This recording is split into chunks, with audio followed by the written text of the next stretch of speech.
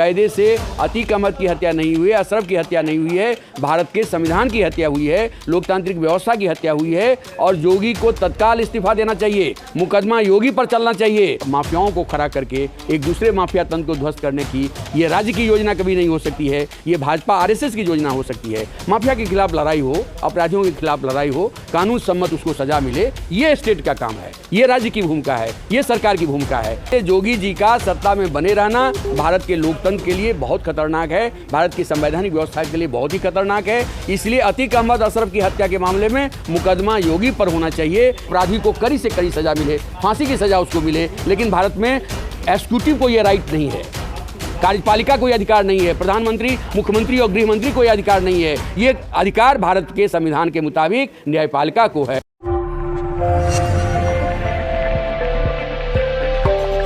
देखिए, उत्तर प्रदेश को लेकर के सुप्रीम कोर्ट की टिप्पणी है कि वहाँ संविधान का शासन नहीं है, कानून का शासन नहीं है।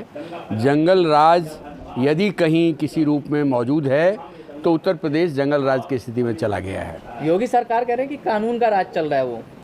अब वो कानून का ये भगवा राज, डंडे का राज, जोगी का राज, वो कानून का राज नहीं होता है। कानून का राज का मतलब होता है कि भारत के संविधान का राज होना, भारत की संवैधानिक व्यवस्था का राज होना। संविधान का कहता है कि हमारे संविधान के सामने सब लोग बराबर हैं और सबको संविधान बराबर के नज़रिए से देखता है। ये व्यवस्था उत्तर प्रदेश में समाप्त हो गई है और मैं तो मानता हूँ कि उत्तर प्रदेश में अतीक की जो हत्या है, उनके भाई अशरफ की जो हत्या है, वो तो माने योगी जी के भी गाल पर तमाचा है।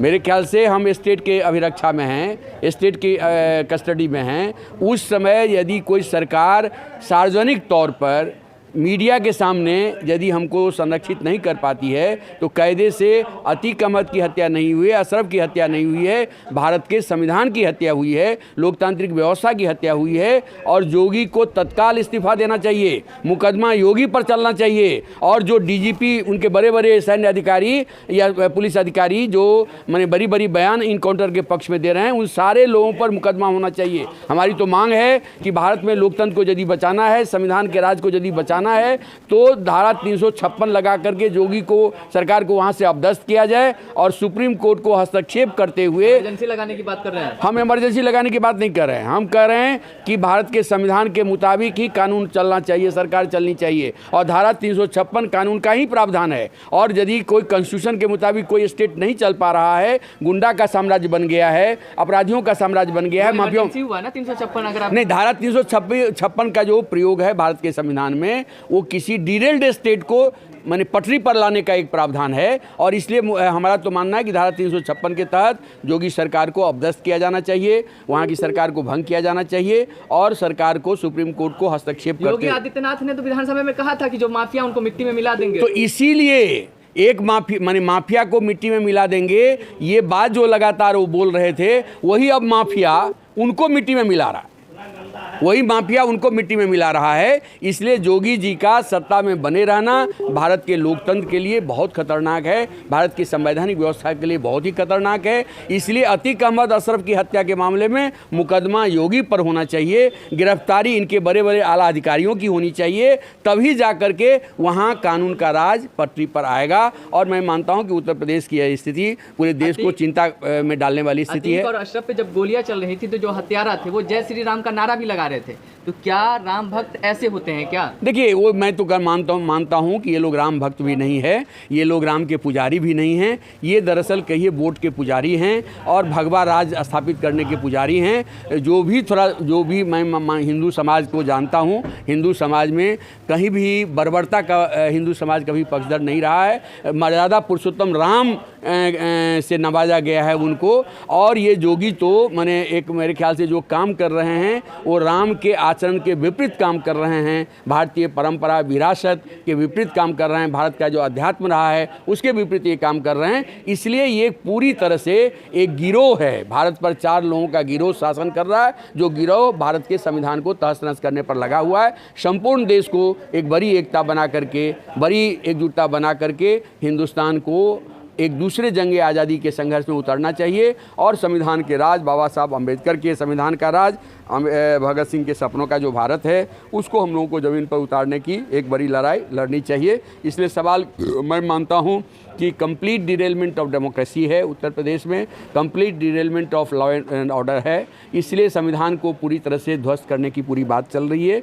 और ये अतीक अशरफ की जो हत्या है वो उलट करके अब जोगी पर हमला कर रहा है। वो जो आप माफियाओं को खड़ा करके एक दूसरे माफिया तंत्र को ध्वस्त करने की ये राज्य की योजना कभी नहीं हो सकती है, ये भाजपा आरएसएस की योजना हो सकती है। माफिया के खिलाफ लड़ाई हो, अपराधियों के खिलाफ लड़ाई हो, कानून सम्मत उसको सजा मिले, ये स्टेट का काम है, ये राज्य की भूमिका है, ये सरकार की भूमिका है। उस प्रक्रिया में आप एक पैरेलल माफियाडम तैयार कर। राजूपाल की दिवंगत आत्मा को शांति मिलेगी? नहीं, किसी के दिवंगत लोगों की आत्मा की शांति तो एक भारत के संविधान के मुताबिक होगा। हिटलर का भी यही कहना था कि संविधान की ज़रूरत क्या है, न्यायपालिका की ज़रूरत क्या है, कोर्ट कचहरी की क्या ज़रूरत है, वो सामने ले आओ, उड़ा दो।